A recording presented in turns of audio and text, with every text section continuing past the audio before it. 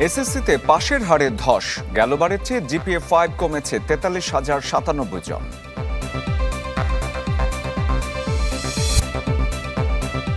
জুলাই হত্যায় শেখ হাসিনা সহ 3 জনের বিচার শুরু, রাজসাক্ষী হলেন সাবেক আইজিপি মামুন।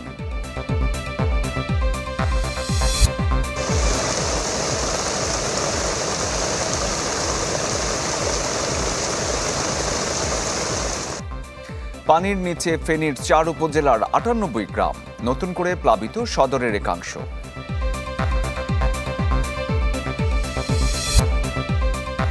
নির্বাচন নিয়ে প্রধান উপদেষ্টার উদ্যোগে বিএনপির সাধুবাদ, নড়াইলের পথে এনসিপির পদযাত্রা।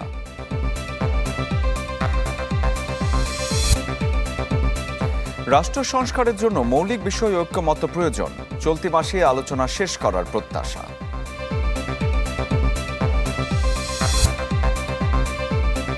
শ্রীলঙ্কায় আজ শুরু টি-20 মিশন, ওয়ানডের দুঃসহ স্মৃতি ভুলে জয় নজর টিম বাংলাদেশের।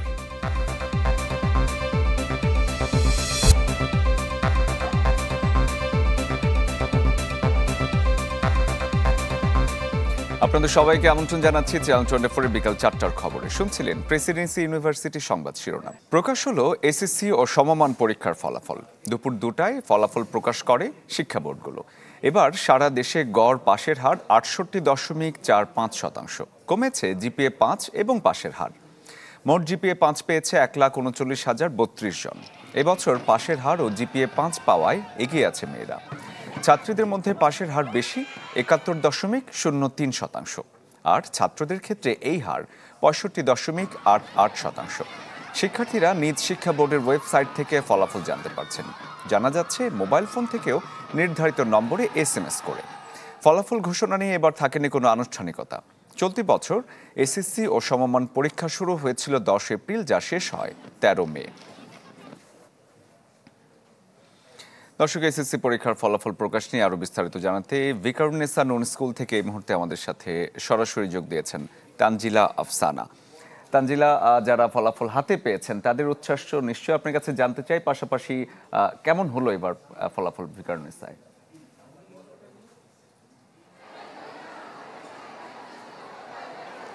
শরীফ, আমি এই মুহূর্তে যে ভিকারুন্নেসা স্কুলে রয়েছি, সেই স্কুলে কিন্তু আপনি আমার পিছনে দেখতে পাচ্ছেন যে একদম উচ্ছ্বাস এবং আবেগঘন পরিবেশ রয়েছে এবং সকাল থেকেই তাদের যে অভিভাবক রয়েছে তারা কিন্তু এখানে অবস্থান করছে এবং যারা শিক্ষার্থীরা যারা রয়েছেন তারাও কিন্তু এখানে অবস্থান করছেন এবং তাদের মধ্যে যে একটা আমেজ রয়েছে এবং যে উচ্ছ্বাসের যে বহিঃপ্রকাশ, সেটি কিন্তু আমার ক্যামেরার মাধ্যমে আপনাকে দেখানোর চেষ্টা করছি এবং সেখানে কিন্তু আপনি দেখছেন যে যারা অভিভাবক এবং তারা শিক্ষার্থী, তারা বিভিন্ন তাদের প্রিয় যারা হচ্ছে তাদের বাবা মা আছে তাদের সাথে কিন্তু সেলফি তুলছেন এবং যারা শিক্ষার্থী রয়েছেন তারাও কিন্তু তাদের বন্ধুদের সাথে কিন্তু তাদের যে উচ্ছ্বাস সেটি কিন্তু ভাগাভাগি করে নিচ্ছেন। আপনাদেরকে আমি জানাবো যে চলতি বছরের যে এসএসসি এবং সমমান পরীক্ষার ফল প্রকাশ হয়েছে সেটি কিন্তু ভিকারুন্নেসা স্কুলে এবার 97.40% কিন্তু এবার পাশ করেছে এবং এছাড়াও এখানে যারা পরীক্ষার্থী রয়েছে তারা কিন্তু তাদের মধ্যে গত বছরের তুলনায় কিন্তু এবছরে পাশের হার কম রয়েছে এবং সর্বশেষ যদি বলা যায় যে মোটা দাগে যদি বলা যায় যে পুরো যে এসএসসি যে ফলাফল রয়েছে সেটি কিন্তু গত বছরের তুলনায় এসএসসির পাশের হার এবং যে ফলাফল যেটা রয়েছে সেটিও কিন্তু এবার মোটামুটি কম রয়েছে এবং সেই কারণে কিন্তু যে পাশের হারের কারণে অভিভাবকদের মধ্যে একটা আলাদা শঙ্কা প্রকাশ করছে যে তারা বলছেন যে এই যে পাশের হার রয়েছে সেটি কিন্তু এখন পর্যন্ত এইচএসসি যারা পরীক্ষার্থী পরবর্তীতে যখন তারা এইচএসসি পরীক্ষার্থী হবেন তখন কিন্তু তাদের মধ্যে একটু শঙ্কা লাগছে যে পরবর্তী রেজাল্ট তাদের ভালো হবে কিনা। কিন্তু তারা এটাও বলছেন যে আমাদের যে এখন যে রেজাল্ট হয়েছে আমাদের ছেলে মেয়েদের সেটি কিন্তু মূলত ভালো হয়েছে এবং তাদের মধ্যে একটা উচ্ছ্বাস প্রকাশ করছে। এই ছিল আমার কাছে সর্বশেষ। শরীফ, তানজিলা, ধন্যবাদ আপনাকে। দর্শক, এসএসসি পরীক্ষার ফলাফল প্রকাশের পর ভিকারুন্নেসা নূন স্কুল থেকে সেই চিত্র দেখাচ্ছিলাম। যাচ্ছি পরের খবরে। জুলাই হত্যায় বিচার শুরু হলো পলাতক সাবেক প্রধানমন্ত্রী ও আওয়ামী লীগ সভাপতি শেখ হাসিনার। সেই সাথে হাসিনার মন্ত্রিসভার সাবেক স্বরাষ্ট্রমন্ত্রী আসাদুজ্জামান খান কামাল ও সাবেক পুলিশ প্রধান চৌধুরী আবদুল্লাহ আল মামুনের বিচার শুরুর আদেশ দেন ট্রাইব্যুনাল। সাক্ষ্য গ্রহণ হবে 4 আগস্ট। এর মধ্য দিয়ে ট্রাইব্যুনালে হাসিনার বিরুদ্ধে প্রথম কোনো মামলার বিচার কাজ শুরু হলো। শেখ হাসিনার এই অডিওর সত্যতা নিয়ে বিবিসির রিপোর্টের পর চিফ প্রসিকিউটরের মন্তব্য, এটি ট্রেইলার মাত্র, আসছে আরো চমক।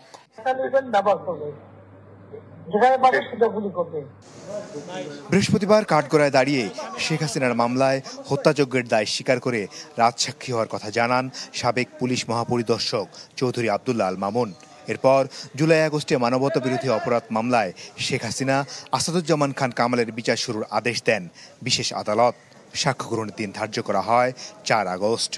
তার এই অর্ডার স্বরাষ্ট্রমন্ত্রী আসাদুজ্জামান খান কামাল এবং আইজিপি চৌধুরী আব্দুল্লাহ আল মামুনের মাধ্যমে সেই অপরাধের সমস্ত কিছু যেহেতু তার জানবার কথা, তিনি সমস্ত তথ্য আদালতকে উদ্ঘাটনের ব্যাপারে সহায়তার মাধ্যমে তিনি অ্যাপ্রুভার হতে চেয়েছেন এবং সেই প্রার্থনাও আদালত মঞ্জুর করেছেন। এদিন শেখ হাসিনা ও কামালের অব্যাহতি চেয়ে রাষ্ট্রনিযুক্ত আইনজীবীর করা আবেদন খারিজ হয়ে যায়। তাদের আইনজীবী বলছেন, মামলায় একজন আসামি রাজসাক্ষী হলেই অন্য আসামিরা অপরাধী, এটা বলা সমীচীন নয়। 10 জন আসামির মধ্যে একজন স্বীকার করতে পারে, তার ভিতরে হয়তো কোনো রকমের অপরাধ থাকতে পারে তার ব্যক্তিগতভাবে, অন্য আসামিদের তো দোষ নাও থাকতে পারে। অতএব এর দ্বারা কিভাবে বুঝবো যে যিনি দোষ স্বীকার করেছেন সেই জন্য অন্যরাও সবাই দোষী, এটা বলা যাবে না। জুলাই আগস্টে হত্যাযজ্ঞ চালাতে নির্দেশনা, উস্কানি, প্ররোচনা, সম্পৃক্ততা সহ 5টি অভিযোগ আনা হয় শেখ হাসিনা, আসাদুজ্জামান খান কামাল ও চৌধুরী আব্দুল্লাহ আল মামুনের বিরুদ্ধে। কিন্তু এখন মামুন রাজসাক্ষী হওয়ায় শেখ হাসিনা ও কামালের বিরুদ্ধে সাক্ষ্য গ্রহণ হবে। মাসুদুর রহমান, চ্যানেল 24, ঢাকা। আসামি থেকে রাজসাক্ষী, প্রথমবারের মতো এমন এক ঘটনার সাক্ষী হলো ট্রাইব্যুনাল। জুলাই হত্যাযজ্ঞের দায় স্বীকার করে রাজসাক্ষী হলেন সাবেক পুলিশ মহাপরিদর্শক চৌধুরী আব্দুল্লাহ আল মামুন। সাক্ষ্য দেবেন তারই নিয়োগকর্তা সাবেক প্রধানমন্ত্রী শেখ হাসিনার বিরুদ্ধে। বৃহস্পতিবারের বৃষ্টি স্নাত সকাল কেরানীগঞ্জ কেন্দ্রীয় কারাগার থেকে যখন আন্তর্জাতিক অপরাধ ট্রাইব্যুনালে আনা হলো সাবেক আইজিপি চৌধুরী আব্দুল্লাহ আল মামুনকে, তখন অনেকটাই নির্লিপ্ত ছিলেন তিনি। কে জানতো বাংলাদেশের বিচারিক ইতিহাসের সবচেয়ে বড় চমকটা অপেক্ষা করছে তখনও। শেখ হাসিনার বিরুদ্ধে জুলাই হত্যাযজ্ঞের যত অভিযোগ, তাতে অন্যতম প্রধান কুশীলবের ভূমিকায় ছিলেন চৌধুরী মামুন। সকাল 11টার পর তাকে এজলাসে তোলা হলে একটু পরপর দীর্ঘশ্বাস ফেলছিলেন তিনি। কখনো আইনজীবীর সাথে, কখনো বা কর্তব্যরত পুলিশের সাথে কানে কানে কথা হচ্ছিল তার, কখনো বা পকেটে থাকা একটি কাগজ বের করে চোখ বুলাচ্ছিলেন। এটুকু ছাড়া অভিযোগ গঠনের পুরোটা সময় তাকিয়েছিলেন মাটির দিকে। অভিযোগ পড়ে শোনানোর একেবারে শেষ পর্যায়ে ট্রাইব্যুনালের প্রশ্নের উত্তরে ইস্পাত কঠিন কণ্ঠে নিজের দোষ স্বীকার করেন চৌধুরী মামুন। জানান ভুগছেন অপরাধ বোধে, তাই জুলাই গণ অভ্যুত্থানের সময় মানবতা বিরোধী অপরাধে নিজের দায় মেনে নিয়ে বিস্তারিত বক্তব্য আদালতে তুলে ধরার অনুমতি চান। সাথে সাথে তার আইনজীবী ট্রাইব্যুনালে রাজসাক্ষী হওয়ার আবেদন করেন, আদালতও তা মঞ্জুর করেন। এরপর ট্রাইব্যুনাল জানান, আসামি নয়, এখন থেকে রাজসাক্ষী হিসেবে কারাগারে থাকবেন চৌধুরী মামুন। পাল্টে যায় পুরো আদালতের দৃশ্যপট। রাজসাক্ষী হওয়ায় তার নিরাপত্তা চেয়ে আবেদন করেন মামুনের আইনজীবী তাজুল ইসলাম। বলছেন, আসামি থেকে সাক্ষী হওয়ায় তাকে জেলে রাখা হবে নাকি জামিন দেওয়া হবে সেটি নির্ধারণ করবেন ট্রাইব্যুনাল। তিনি তার দোষ স্বীকার করেছেন এবং তিনি বলেছেন তিনি একজন সাক্ষী হিসাবে এই যে ঘটনাটি মানবতা বিরোধী অপরাধ 2024-এর জুলাই আগস্টে হয়েছিল, সেই অপরাধের সমস্ত কিছু যেহেতু তার জানবার কথা, তিনি সমস্ত তথ্য আদালতকে উদ্ঘাটনের ব্যাপারে সহায়তার মাধ্যমে তিনি অ্যাপ্রুভার হতে চেয়েছেন এবং সেই প্রার্থনাও আদালত মঞ্জুর করেছেন। তার বক্তব্যের মাধ্যমে যদি ট্রু এবং ফুল ডিসক্লোজার হয়, তখন এটা আদালতের ডিসক্রিপশন অনুযায়ী আদালত তাকে ক্ষমা করতে পারেন বা অন্য কোনো আদেশ দিতে পারেন। ট্রাইব্যুনালের মামলায় এটিই প্রথম রাজসাক্ষীর ঘটনা। Masudur Rahman, channel 24, Dhaka. World class innovation নিয়ে ওয়ালটন এখন দেশের সীমানা পেরিয়ে পৌঁছে গিয়েছে 50টিরও বেশি দেশে। বৃষ্টি ও ভারত থেকে নেমে আসা ঢলে মুহুরী, কহুয়া এবং সিলোনিয়া নদীর আরও 5টি জায়গায় ভেঙেছে বাঁধ।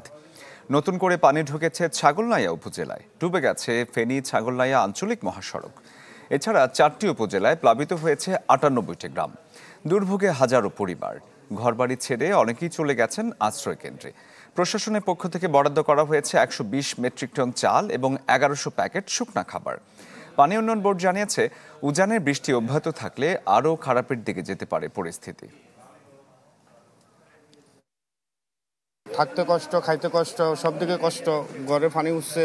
এখনো অনেক কাজ খাওয়া খাইতে পারি না, সিলিন্ডার আনতে গেছে হেওয়া হয় না, এমনি বসে রয়েছি একা ভাই, কাদুয়ারে যাম কন্ডে যাম, পানিতে চলে যাইছে। সাময়িক ত্রাণ সহযোগিতা চাই না, আমরা টেকসই বেড়িবাঁধ নির্মাণ চাই, যাতে আমরা এই বন্যার আশঙ্কা থেকে মুক্ত থাকতে পারি। দর্শক, কিছুক্ষণ আগে বলছিলাম ফেনীর মোট 98টি গ্রাম পানির নিচে প্লাবিত হয়ে গেছে। সেখানে আমাদের সহকর্মী আশরাফুল আলম আকাশ রয়েছেন, তিনি আমাদের সাথে যোগ দিয়েছেন। আকাশ, আমরা দেখতে পাচ্ছি আপনি প্রায় কোমর পানিতে দাঁড়িয়ে আছেন। ফেনীর অবস্থা কি এই মুহূর্তে সবশেষ?